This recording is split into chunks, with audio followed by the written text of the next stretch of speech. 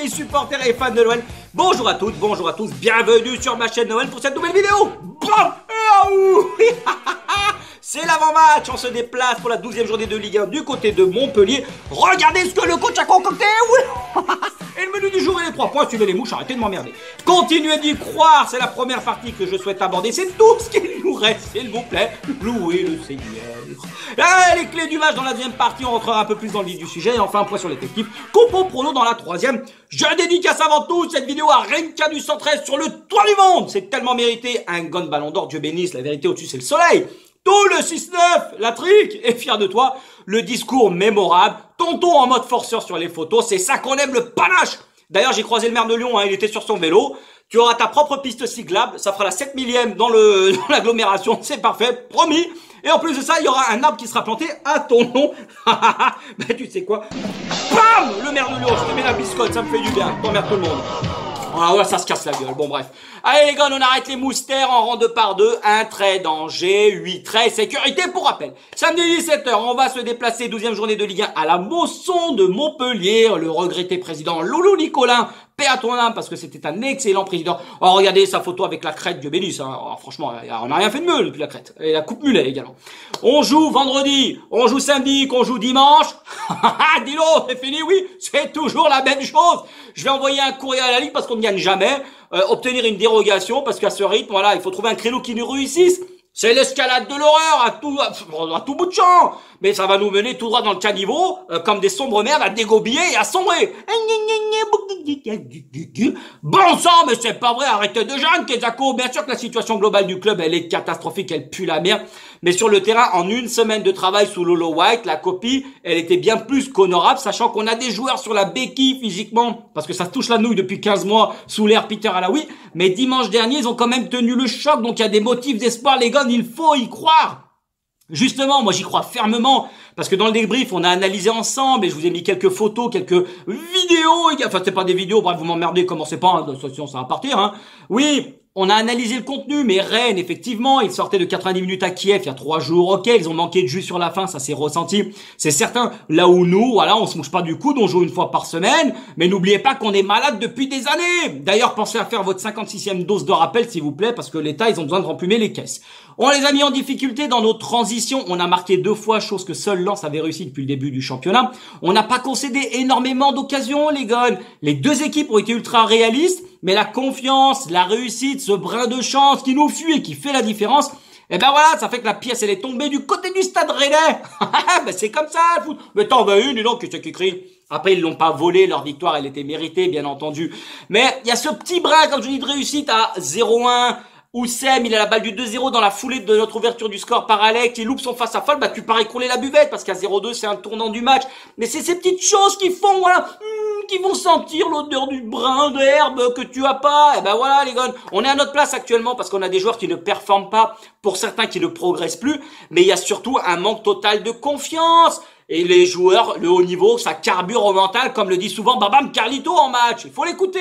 Leur niveau individuel, il vaut bien mieux que ce qu'ils montrent actuellement sur le terrain, c'est certain, parce que la caboche ne suit pas. Les guibolles, elles sont flacada et tu te mets à tortiller du fion. Faut inverser cette spirale et je pense que Lolo White, il peut y arriver. Parce que déjà, collectivement, l'équipe, elle a affiché un très bel état d'esprit positif que l'on n'avait pas vu depuis belle burette. Et c'est pas encore la gadoche, c'est certain, mais on s'en rapproche tout doucement. Tranquillou bilou. Les joueurs, ils sont restés unis, soudés en respectant les consignes du coach. Les lignes étaient rapprochées. Pas trop d'espace entre elles, justement le bloc était compact, même s'il était assez bas par moment. On n'était pas coupé en deux comme ce que l'on avait vu à chaque fois en phase de contre où on prend la sauce de toutes parts. Il y avait quand même cette solidité défensive.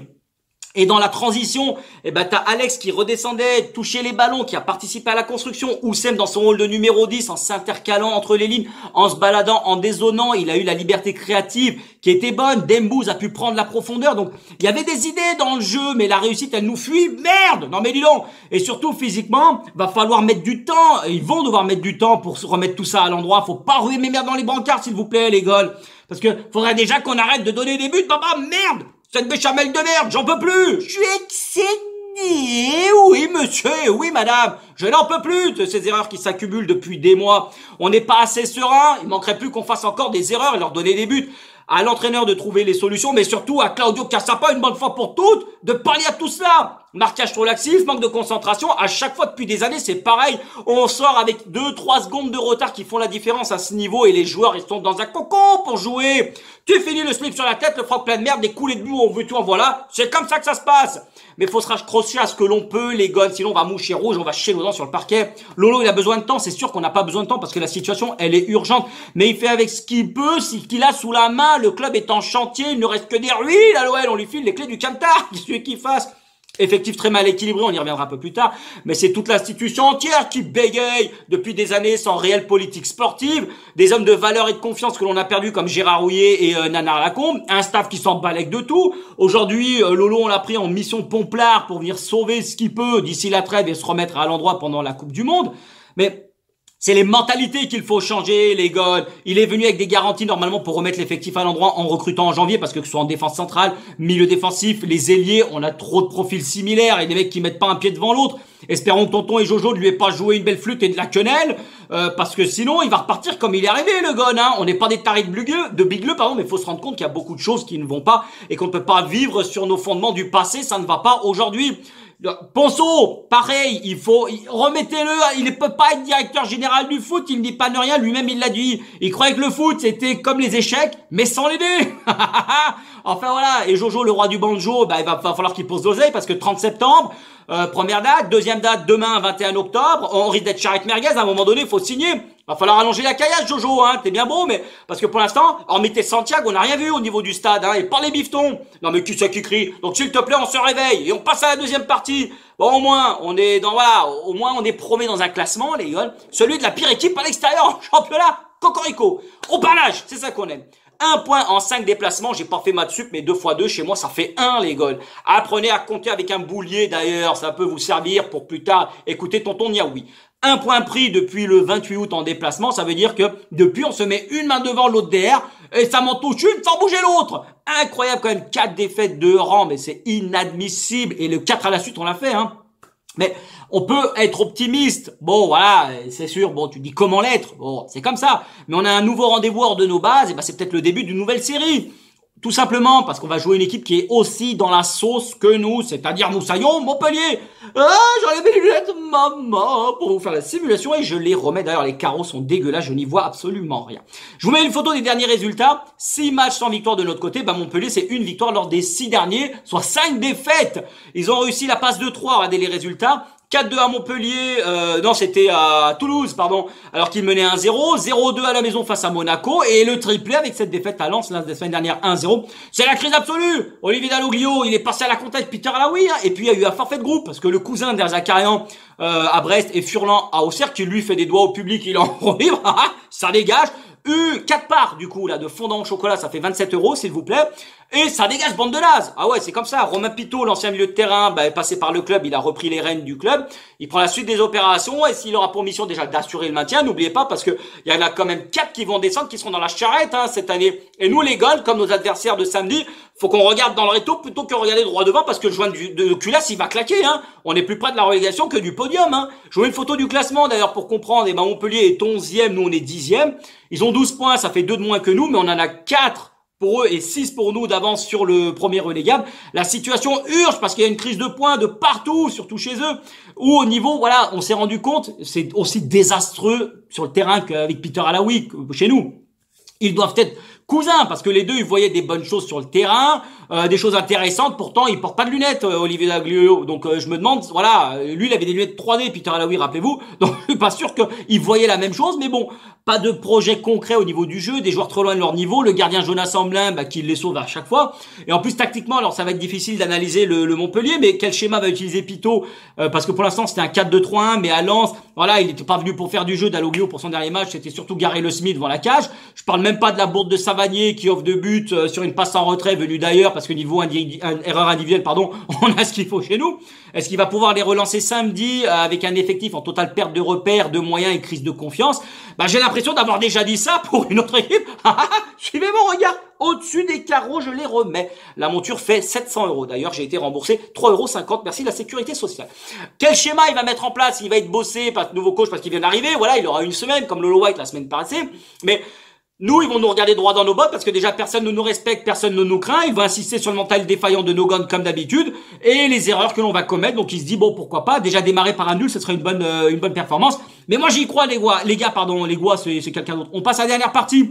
De notre côté, dites-moi ce que vous en pensez, les guns. Je vais vous mettre une photo en parallèle, mais je suis pas pour reconduire une défense à 5. Ok, on a une bonne maîtrise collective avec moins de largesse au niveau de la défense, des joueurs en bloc, compacts majoritairement. Arrête Shelby, tu m'emmerdes là. Mais on peut pas varnifler ton fion plus loin. On peut pas se permettre de jouer avec 8 joueurs à vocation défensive. On est l'OL, merde. Lolo White, c'est la dette du 4-3-3, mais il va pas s'adapter il va s'adapter, à l'effectif. Il va pas jouer le forceur, mais mettre 3 centraux alors que seul Lukeba sait faire une passe à 3 mètres. On est quand même large, les gars. Je vous mets une photo en parallèle. Regardez, on a 4 défenseurs en tout, mais il y a Boateng, combattant l'UFC, qui est aussi lent que Pierre Ménès sur un scooter. Cocorico, un retraité qui s'est inscrit avec nous pour le pèlerinage à Lourdes, parce que c'est un match qu'il lui faut à ce mec-là. Da Silva, en 20 secondes à Rennes, il te fait saigner des yeux, tu fatigues les nerfs. Diomandé, faut vraiment bosser ballopé parce que la vérité, tu fais peur avec tes grandes guiboles, mais c'est combatif et au moins ça met de l'impact et enfin un joueur physiquement qui est costaud. Mais à 5, même si à 5 derrière, ça permet de couvrir le côté du Dolce parce qu'il laisse quand même pas mal d'espace et de boulevard dans son dos. Mais c'est la quoi boulevard sinon. Mais expliquez-moi en piston derrière lui si tu enlèves la Tagliatelle et le Dolce à droite, qui tu mets? C'est pour faire entrer Totem et Cambi et Tété dans ce rôle-là. On va se faire dessouder les gars. Autant continuer à creuser jusqu'à arriver à un puits de pétrole. Ça sert à rien. Du coup moi je partirais sur un 4-3-1-2 qui est une version un peu remixée du 4-4 de Losange. L'animation offensive elle m'a plu du côté de Rennes, même si on a très peu tiré 7 fois au but pour rappel. Les latéraux, c'est du classique, la Tagliatelle, le Dolce. Diomandé par défaut, Lukeba en défense centrale. Tolisso CPT, bon rétablissement à toi parce que ça risque d'être long et Lolo White n'a pas du tout été optimiste en conférence de presse. Le Penant, la Sentinelle, lui, j'avoue que c'était bizarre au niveau du coaching parce que c'est notre meilleur joueur sur le champ depuis le début du championnat. Il était en tribune à Rennes. Bon, c'est comme ça, faut faire des décisions. Et Lolo White, au moins quand il les prend, tout le monde va respecter. D'ailleurs, Tété et Totem, c'était sur le banc, c'est très bien, c'était votre place. En sentinelle, je le mettrais très bas pour couvrir si on prend l'eau, ratisser large comme d'habitude et gratter le maximum de ballons. Juste devant lui, 2 milieux de terrain. Alors je suis parti sur Cacré et le Romain Fèvre parce que on a très peu de gauchers, donc c'est pour ça avec sa capacité balle au pied, il peut percuter, il peut trouver les solutions, il a une bonne patte et même si physiquement ça manque encore un peu d'impact, c'est un peu discret, mais Gira, je suis pas encore emballé, c'est trop nonchalant, ça manque d'ambition dans le jeu. Les 2 milieux, du coup Cacré, plus en relayeur, plus bas, pas en relayeur pardon, parce que c'est une catastrophe, nul, ça fait nul au carré. Et c'est dans ce rôle où qu'il faut te mettre en évidence, un peu plus en retrait au cœur du jeu pour exploiter tes très grandes qualités. Indice où c'est Mawar qui se balade entre les lignes, qui dézone et tactiquement et techniquement surtout, qui est une très bonne qualité de passe, c'est Awar, même s'il n'apporte pas trop de vitesse dans le jeu. Voilà, il ralentit, il a pas la force de percussion, mais il faut faire avec ses forces à lui, parce que il faut faire violence dans ses frappes, c'est sûr qu'il est à la rue. Tu frappes comme un bœuf, mais sans force. Par contre, dans les phases de repli, il faut qu'il y aille un peu plus, mais sa technique, elle a fait du bien à Rennes. Mais voilà, faut que ce soit plus franc. Par contre, sur le repli, Lolo White il va le remettre en scène, et moi je le vois buteur d'ailleurs dimanche. Et devant, Alex et Dembouz, pour que notre bulldozer prenne la profondeur, sinon personne n'est capable de le faire. Un point d'appui et de fixation pour faire remonter le bloc ensemble sans trop le déséquilibrer. Un joueur physique, évidemment. Alex qui participe au jeu en décrochant, ça libère les espaces pour les copains lors des projections vers l'avant, on en a besoin. C'est ensemble que vous devez bosser parce que l'entraîneur va vous montrer l'exigence que requiert le haut niveau. Et c'est en restant en équipe solidaire et soudée que l'on va y arriver tous ensemble. Défense, c'est pas les 4 défenseurs, c'est toute l'équipe. Et si certains font les coquettes, ça nous met dans la sauce et je vais transformer votre pif en des rouges. Pronostic 3-0 pour l'OL, les gars. Allez, c'est tout pour aujourd'hui. Un grand merci à toutes et un grand merci à tous. L'Olympique Lyonnais est et restera une formidable raison d'être heureux. Bon match à vous. On se retrouve pour les débriefs. Allez, foutez-moi le camp, bande. Allez, cassez-vous, là, vous m'emmerdez.